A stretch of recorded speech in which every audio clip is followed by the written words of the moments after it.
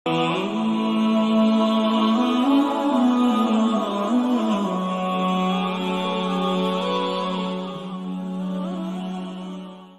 আলাইকুম ওয়া রাহমাতুল্লাহি ওয়া বারাকাতুহু। বিসমিল্লাহির রহমানির রহিম।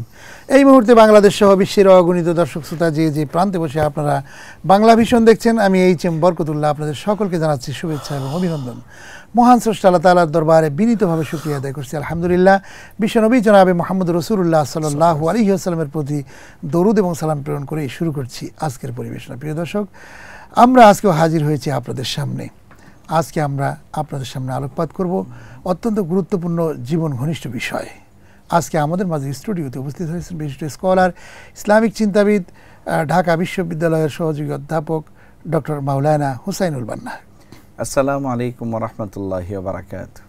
ওয়ালাইকুম আসসালাম ওয়া রাহমাতুল্লাহি ওয়া বারাকাতুহু। আপনাকে স্বাগত জানাচ্ছি আমাদের আজকের আয়োজনে। বারাকাল্লাহ।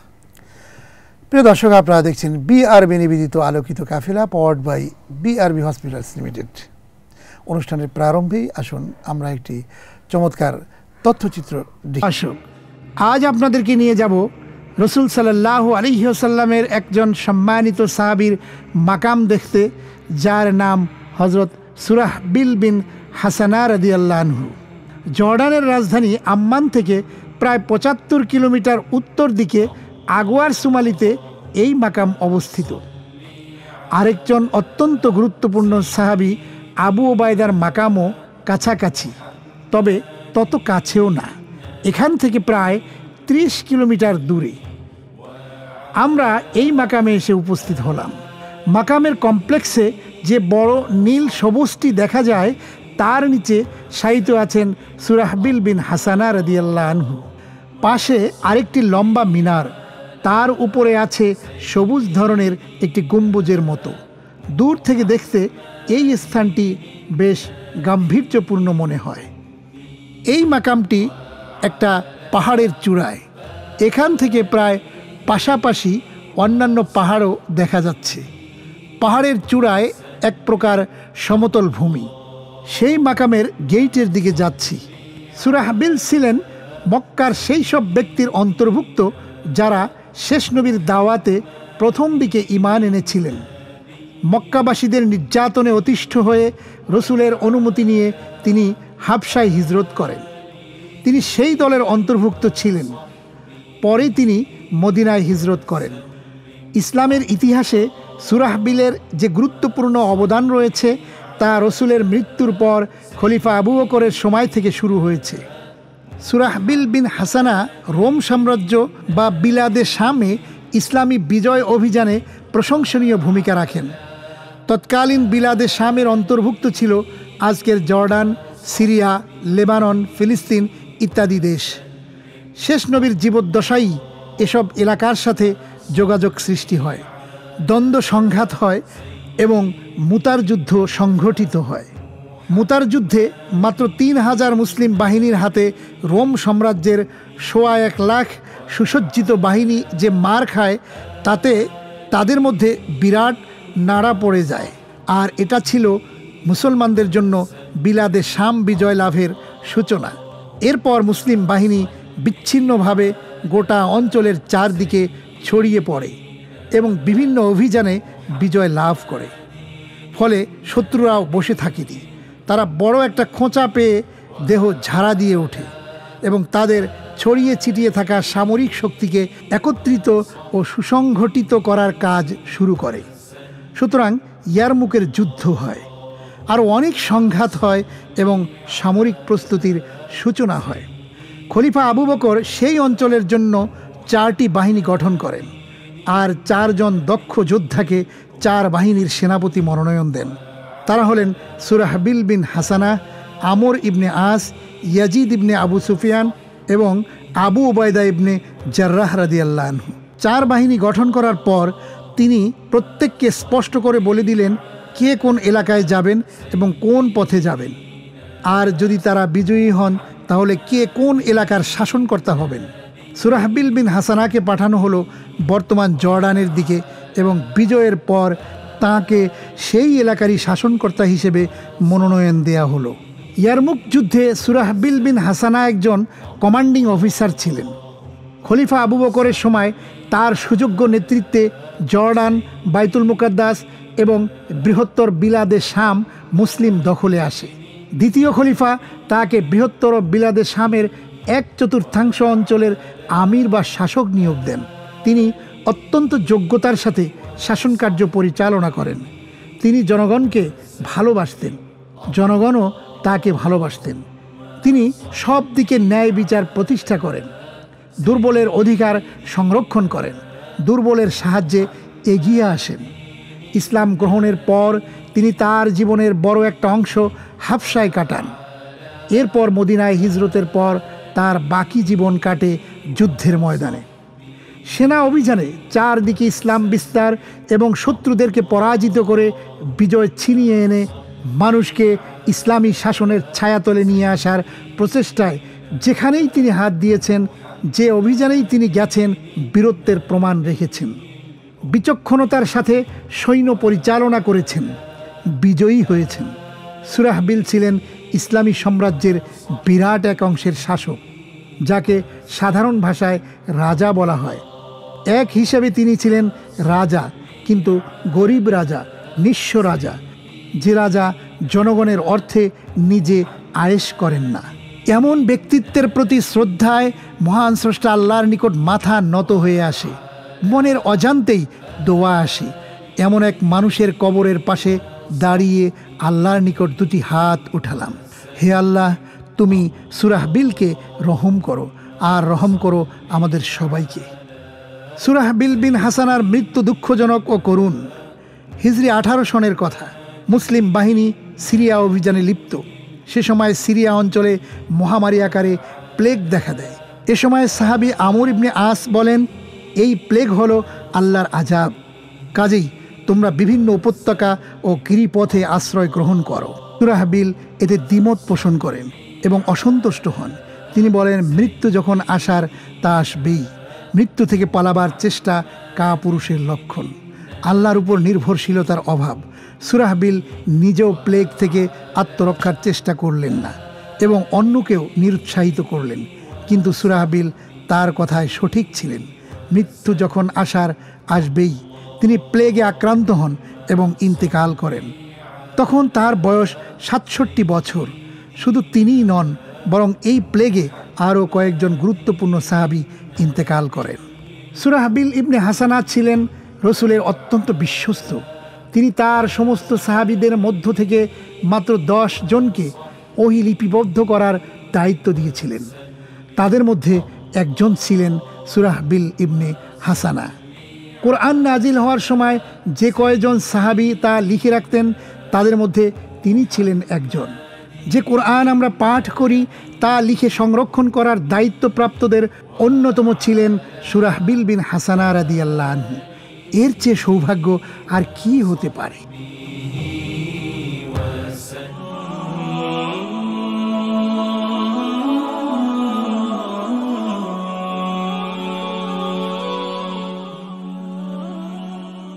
প্রিয় দর্শক, আমরা অত্যন্ত গুরুত্বপূর্ণ একটি তথ্যচিত্র দেখলাম বিআরবি নিবেদিত আলোকিত কাফেলার মাধ্যমে। আমরা হযরত সুরাহবিল বিন হাসানা রাদিয়াল্লাহু আনহু এর বর্ণাঢ্য জীবন এবং তার মাকবারা, ঐতিহাসিক সেই জর্ডানে আমরা দেখলাম। আমরা সেই একজন জলিলুল কদর সাহাবীর জীবন এবং তার ঐতিহাসিক প্রেক্ষাপট আমরা দেখার পর তার জীবন থেকে কি শিক্ষা নেওয়া যায় সে বিষয়গুলো শুনবো ডক্টর হুসাইনুল বান্নার কাছে।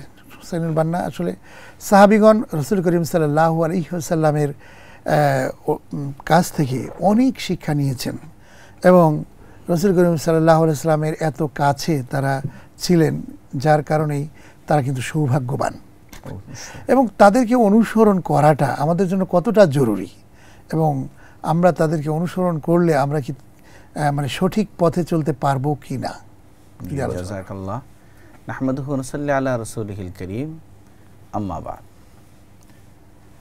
আপনি অত্যন্ত সুন্দর একটি তথ্যচিত্র উপস্থাপন করেছেন যে সাহাবা ইকরামের কবর আমরা দেখতে পাই যে মদিনাতে হওয়ার দরকার ছিল, অথচ জর্দানে, সিরিয়াতে, তুরস্কতে এদিকেও সাহাবা ইকরামের মাকবারা দেখা যায়।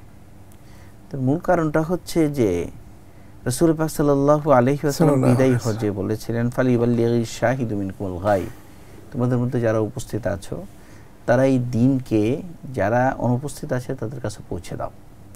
তো সাহাবা ইকরাম দিন প্রচারের জন্য ওনারা এভাবে বের হয়ে গেছেন এবং বিভিন্ন জায়গায় দেখা যায় ওনাদের কবর পাওয়া যায়।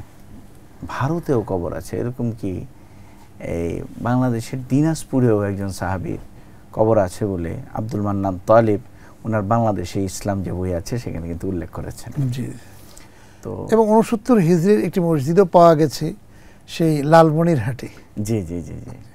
এবং উনি এই সাদ ইবনে আবি ওয়াক্কাস রাদিয়াল্লাহু তাআলা আনহুর যে বাবা ওয়াক্কাস, ওনার কথা বলেছেন যে উনি চীনে দাওয়াত দেওয়ার জন্য শুরুতে বাংলাদেশে আসলেন, এখান থেকে দাওয়াত দিয়ে তারপরে উনি চীনে গেছেন। তো ওই যে সাহাবা ইকরামের যে ডেডিকেশন, এই ডেডিকেশনটা আমাদেরকে শিক্ষণীয় আমাদের জন্য, যে কিভাবে রাসূল পাক সাল্লাল্লাহু আলাইহি ওয়াসাল্লামের জন্য তারা নিজেরা প্রাণ দিতে প্রস্তুত ছিলেন। এই কারণে দেখা যায় আল্লাহ সুবহানাহু ওয়া তাআলা সূরাতুল বাকারাতে বলেছেন আমিনু কামা আমানান নাস। এই আন-নাস আলিফ লাম দিয়ে ব্যবহার করা হয়েছে। আলিফ লাম দিয়ে ব্যবহার করলে আরবিতে একটা নিয়ম আছে, এটাতে বোঝায় যে নির্দিষ্ট। জি। তো আন-নাস দ্বারা এখানে আসলে সাহাবা ইকরাম হচ্ছে উদ্দেশ্য। তো এই সাহাবা ইকরামের মতো আমাদেরকে ঈমান আনতে সূরাতুল বাকারাতে নির্দেশ দেওয়া হয়েছে, যে সাহাবা ইকরামের মতো যদি মানুষের ঈমান না হয়,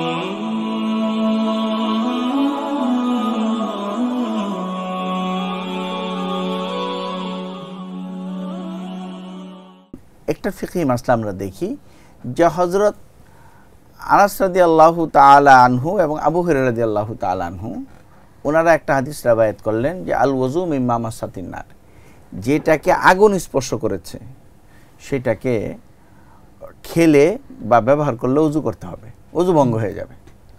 হযরত আব্বাস রাদিয়াল্লাহু তাআলা আনহু বললেন, তাইলে আমি যদি গরম পানি দিয়ে ওযু করি কি ওযু হবে না? তখন হযরত আবু হুরায়রা এবং আনাস রাদিয়াল্লাহু তাআলা আনহু হচ্চকিত হয়ে গেলেন, জানি মশলাটা তো আসলে এরকমই, গরম পানি দিয়ে ওযু করলে তো ওযু হয়। জি। তখন হযরত আনাস রাদিয়াল্লাহু তাআলা আনহু বললেন যে আমি তোমার কাছে একটা হাদিস রওয়ায়াত করলাম আর তুমি তো আমাকে উল্টো প্রশ্ন করে আমাকে আটকে দিলে। মানে পুরো ভাষ্যটা হয়তো এটা ছিল না, কিন্তু মূল বক্তব্যটা এটা ছিল, এরকম ছিল। তো আমরা দেখতে পাই যে ফিকহি মাসলার ক্ষেত্রে অনেকেই বলেছেন হুম রিজাল নাহনু রিজাল। সাহাবা ইকরামের কোন একটা ফিকা বলেছেন, অন্য একজন সাহাবী দেখা যাচ্ছে এর থেকে মাসলা ভিন্ন বের করেছেন। তো এই ক্ষেত্রে আমরা একজন সাহাবীকে ইয়া করলেই হবে, কিন্তু ঈমানের ক্ষেত্রে আমাদের কিন্তু সাহাবা ইকরাম হচ্ছে সত্যের মাপকাঠি আমাদের জন্য। অনুরূপভাবে আল্লাহ সুবহানাহু ওয়া তাআলা সূরাতুল হুজুরাতে বলেছেন উলাইকাল্লাযীনা আমতাহানাল্লাহু কুলুবাহুম লিত্তাকওয়া। তাকওয়ার জন্য আল্লাহ সুবহানাহু ওয়া তাআলা এই সাহাবা ইকরামের হৃদয়কে পরীক্ষা করে দেখেছেন এবং সাহাবা ইকরাম পাশ করেছেন। আমরা সাহাবা ইকরামের অনুসরণের ব্যাপারে সূরা তওবার মধ্যে দেখি আল্লাহ সুবহানাহু ওয়া তাআলা বলেন ওয়াস-সাবিকুনাল আউয়ালুনা মিনাল মুহাজিরিন ওয়াল আনসার ওয়াল্লাযীনা ইত্তাবাউহুম বিইহসান, যে যারা আনসারী এবং মুহাজির সাহাবীদের মধ্যে যারা আগে ইসলাম গ্রহণ করেছে আর তাদের যারা অনুসরণ করেছে তাদেরকেও যদি আমরা অনুসরণ করি, আল্লাহ সুবহানাহু ওয়া তাআলা বলেছেন রাদিয়াল্লাহু আনহুম ওয়া রাদওয়ান। সাহাবা ইকরাম হচ্ছে এরকম এক মর্যাদায় পৌঁছেছে যে আল্লাহ সুবহানাহু ওয়া তাআলা তাদের উপরে সন্তুষ্ট এবং তারাও আল্লাহর উপরে সন্তুষ্ট। তো রিজওয়ান যে আছে, মানে সন্তুষ্টিটা এটা কি? এটা হচ্ছে একটা স্তরের নাম। আমরা সূরাতুত তওবার আরেক আয়াতের মধ্যে দেখি আল্লাহ সুবহানাহু ওয়া তাআলা বলছেন ওয়া'দাল্লাহুল মুমিনিনা ওয়াল মুমিনাতি জান্নাতিন তাজরি মিন তাহতিল আনহার ওয়া মাসাকিন তাইয়্যিবাতান ফি জান্নাতি আদন। মুমিন মুমিনারা যারা ভালো কাজ করবে তাদের জন্য এমন জান্নাতের ব্যবস্থা করা হয়েছে যার পাদদেশ দিয়ে নহর প্রবাহিত হয়েছে, আর তাদের জন্য রয়েছে শ্রেষ্ঠতর আবাসস্থল। পরে আল্লাহ সুবহানাহু ওয়া তাআলা বলছেন ওয়া রিদওয়ানুম মিনাল্লাহি আকবার। কিন্তু আল্লাহ সুবহানাহু ওয়া তাআলার সন্তুষ্টি পাওয়া, রিদওয়ান পাওয়া, এটা হচ্ছে জান্নাতের চেয়েও বড়। যেটা সাহাবা ইকরামের ব্যাপারে আল্লাহ সুবহানাহু ওয়া তাআলা কোরআনে কারীমের একাধিক আয়াতের মধ্যে বলেছেন রাদিয়াল্লাহু আনহুম ওয়া রাদু আন। আল্লাহ সুবহানাহু ওয়া তাআলা রিদওয়ানের সিফাতে তারা গুণান্বিত ছিলেন। আল্লাহ সুবহানাহু ওয়া তাআলা তাদের প্রতি সন্তুষ্ট ছিল, তারাও সন্তুষ্ট ছিল। এবং আশারায়ে মুবাশশারা যাদেরকে আমরা বলি জান্নাতের সুসংবাদ প্রাপ্ত, জি, এটি তো সাহাবীদের সম্পর্কেই রাসূল করিম সাল্লাল্লাহু আলাইহি ওয়াসাল্লাম বলেছেন। অবশ্যই অবশ্যই। এবং তাদের যে দৃষ্টান্ত এবং তাদের যে অনুসরণ, বিশেষ করে আপনার আবু বকর, ওমর, ওসমান, থেকে শুরু করে আমরা এরকম দৃষ্টান্ত আমরা দেখতে পাই যে তারা আল্লাহ রসুল সাল্লাল্লাহু আলাইহি ইসলামের মত এবং পথকে এমনভাবে অনুসরণ করেছেন যে মনে হয় যেন তার মতোই আদর্শ পুরোপুরি। আল্লাহ রসুল সাল্লাম তো এটি বলেছেন যে মা আতাকুমুর রাসূলু ফাখুযুহু ওয়া মা নাহাকুম আনহু ফান্তাহু, যে আল্লাহ রসুল যা দিয়েছেন তা তোমরা ধরো, আল্লাহ রসুল যা থেকে নিষেধ করেছেন কোরআনের আয়াত করিও না। আবার দেখেন আল্লাহ রসুল বলতেছেন আলাইকুম বিসুন্নতি ওয়া সুন্নাতুল খুলাফায়ে রাশিদিন আল মাহদিয়িন, যে তোমাদের উপর জরুরি হচ্ছে আমার সুন্নতকে আঁকড়ে ধরার এবং আমার সুন্নত যেগুলি খুলাফায়ে রাশিদিনের মাধ্যমে প্রকাশিত হয়েছে সেগুলোকেও তোমরা আঁকড়ে ধরো। তো এই হিসাবে আমাদের কাছে আমাদের যে 4 খলিফা আছেন সহ সমস্ত সাহাবা ইকরাম আমাদের কাছে অনুসরণীয়। জি, এটাই বাস্তব। আপনার কাছ থেকে আরেকটু জানার বিষয় যে আমরা বর্তমান সময়ে অনেক বিভ্রান্তির বেড়াজালে নিমজ্জিত হয়ে যাই, আমরা সহি হাদিসগুলো পাই না।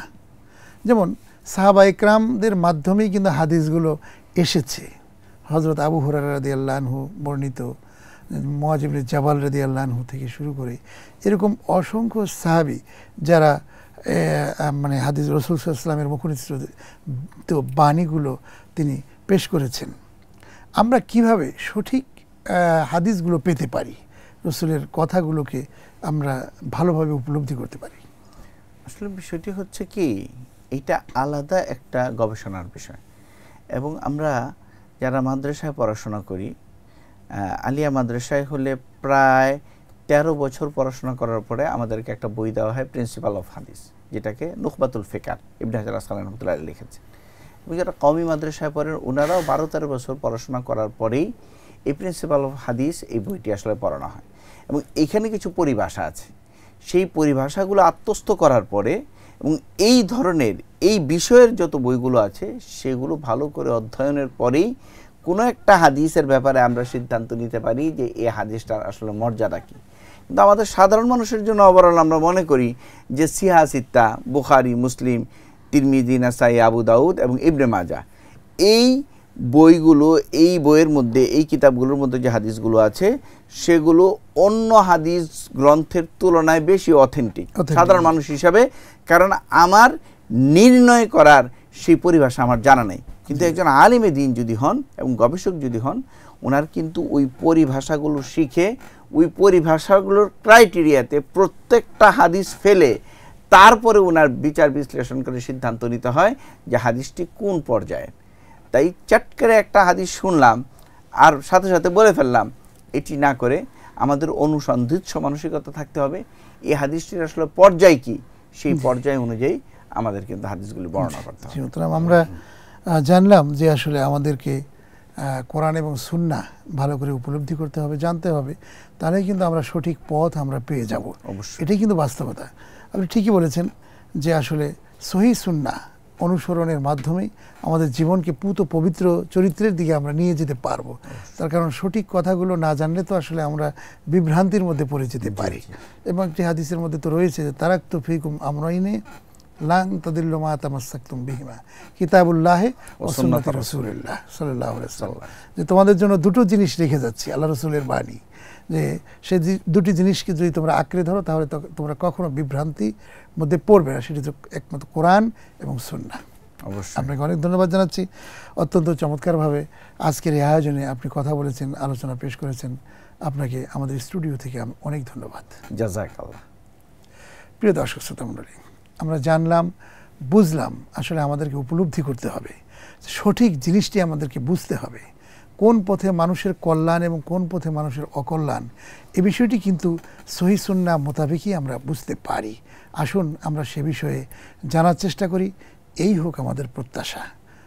বিআরবি নিবেদিত আলোকিত কাফেলা powered by BRB hospitals limited আজ শেষ করছি। আগামী অনুষ্ঠান দেখার আমন্ত্রণ জানাচ্ছি।